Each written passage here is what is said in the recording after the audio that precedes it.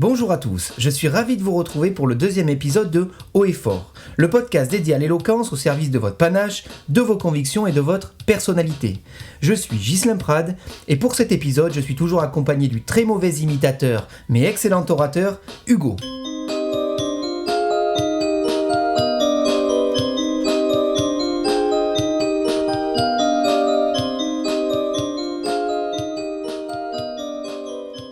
Aujourd'hui, nous allons aborder l'argumentation. Perçue comme de la manipulation par certains ou comme un travail de vérité par d'autres, la stratégie argumentative est essentielle si vous souhaitez que les autres partagent votre vision. Car c'est bien de cela dont il s'agit. Ce n'est pas de savoir si vous êtes le plus cultivé parce que vous assénez votre connaissance. Ce n'est pas non plus de savoir si vous êtes un expert dans votre domaine professionnel, mais bien de percevoir si les personnes qui vous écoutent vous croient. Facile à dire, mais plus compliqué à mettre en œuvre, surtout si on n'ose jamais parler. Je constate au quotidien le nombre de personnes qui s'interdisent de s'exprimer sur des domaines qui les intéressent par peur de ne pas être à la hauteur. Mais à la hauteur de quoi ? De qui ? Quel serait le niveau acceptable pour exprimer ses idées ? Qui en jugerait ? Objectivement, vous ne serez jamais capable de répondre à toutes ces interrogations. Donc si j'ai un conseil, ne vous refusez rien, car le temps de l'école est terminé. Et c'est pour cela que parler, ce n'est pas faire un cours, mais bien défendre un point de vue à l'aune de sa connaissance.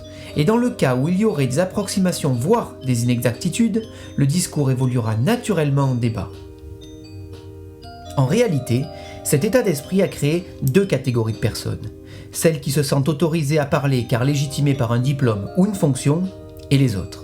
Celles qui passent leur vie à écouter, à regarder et à acquiescer. Que vous soyez dans la première ou la deuxième catégorie, ce podcast est fait pour vous. Dans l'épisode précédent, j'évoquais l'importance pour un orateur de ne pas se cacher derrière sa technique professionnelle, mais bien d'oser parler à tous. Et je le répète régulièrement, personne n'attend personne. Il n'y a aucune raison que quelqu'un vous donne votre chance si vous ne vous manifestez pas. Oser être un orateur, c'est avant tout admettre sa légitimité. Alors Hugo, mets ton masque et enfile tes collants et deviens le héros que tu as toujours rêvé d'être.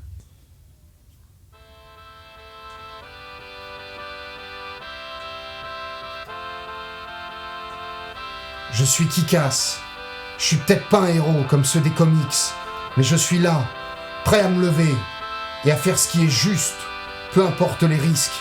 C'est peut-être fou, mais c'est ce que je suis.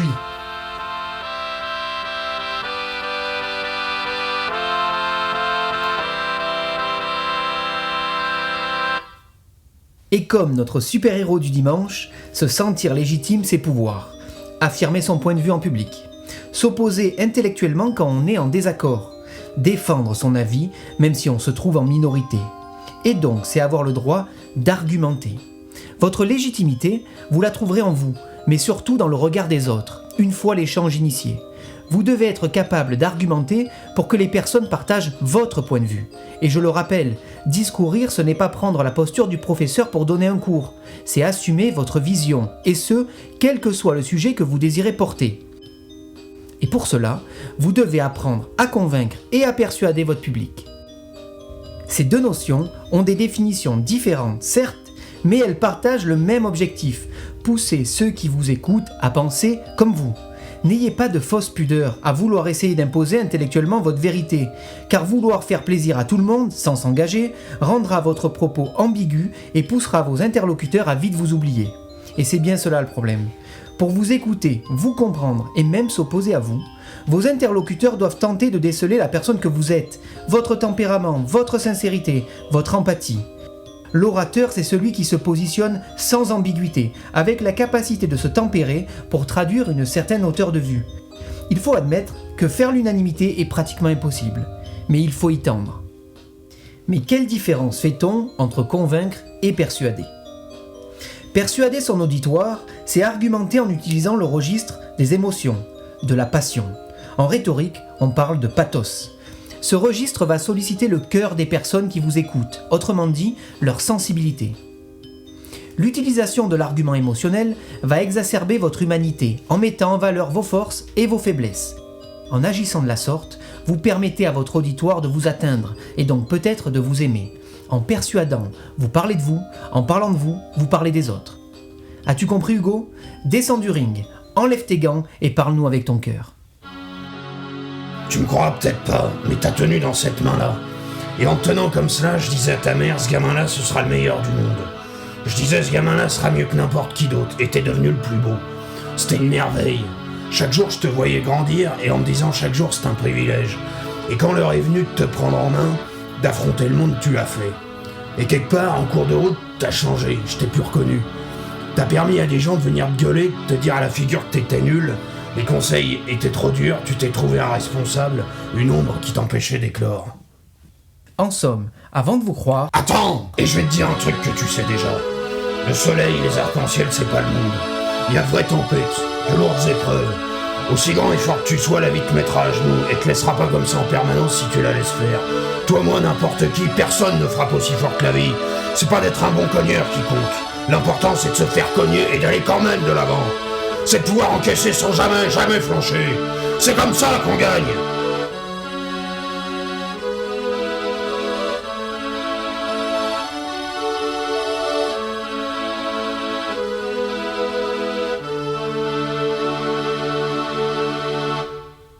En somme, avant de vous croire, ils doivent vous connaître. Et pour vous connaître, ils doivent vous aimer. Dis-moi qui tu es avant de me dire ce que tu sais. Mais restez prudents et n'oubliez pas, émouvoir oui mais sans excès, car nous n'avons pas tous la même capacité à recevoir les émotions. Certains se sentiront touchés, quand d'autres se sentiront gênés, au point de ne plus pouvoir vous écouter. C'est à ce moment-là que la conviction doit entrer en jeu pour équilibrer votre argumentaire. À la différence de la persuasion, quand vous allez convaincre, vous allez utiliser des arguments logiques, rationnels, fondés sur la connaissance pour que les gens vous croient. En rhétorique, on parle de logos. Et vous l'aurez compris, ce registre s'adressera à la tête de votre interlocuteur, à sa raison et à ses références. Comme pour une enquête, il faut des éléments concrets et solides pour se justifier. N'est-ce pas, Sherlock ? Observez ces empreintes, Watson. Elles indiquent un homme d'une stature imposante, gaucher, portant des bottes de marche usées par les cailloux du chemin. Le modèle est spécifique à certaines régions montagneuses des Highlands. De plus, la terre sous les ongles des pieds suggère une origine écossaise. Les traces de suie sur ses vêtements indiquent qu'il travaille dans une fonderie. Et la coupure nette sur son manteau suggère une altercation récente. Nous avons affaire à un ouvrier des Highlands, gaucher, probablement impliqué dans un conflit local. Lorsque vous allez prendre la parole, vous devez garder en tête que l'équilibre argumentatif est primordial pour prendre à la fois en considération la pluralité des publics et leur état d'esprit. Toutefois, il peut vous arriver de ne pas être perçu et compris comme vous l'auriez aimé, malgré des arguments adéquats et une intention bienveillante. Bien que les techniques oratoires puissent aider à structurer et à minimiser les risques, une grande part de subjectivité demeure, liée à votre image, à votre attitude, aux a priori et à votre expressivité. Cette image de l'orateur, que l'on nomme ethos, doit faire partie prenante de votre discours, mais nous en reparlerons une autre fois, car un agent secret, au service de Sa Majesté, m'informe qu'il souhaite conclure ce podcast. Tu vois, les gens sont prompts à juger sur ce qu'ils voient à l'extérieur.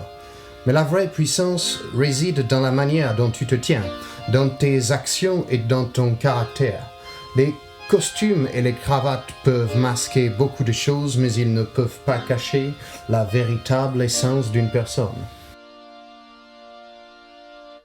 C'est la fin de ce deuxième épisode de Haut et Fort. Je vous remercie pour vos nombreux retours constructifs sur le premier épisode. N'hésitez pas à le partager avec votre entourage, à l'écouter, à le réécouter, et gardez en tête ce que disait le grand Cervantes. Parler sans penser, c'est tirer sans vider. On se retrouve dans un prochain épisode, et n'oubliez pas, la parole ne se donne pas, elle se prend.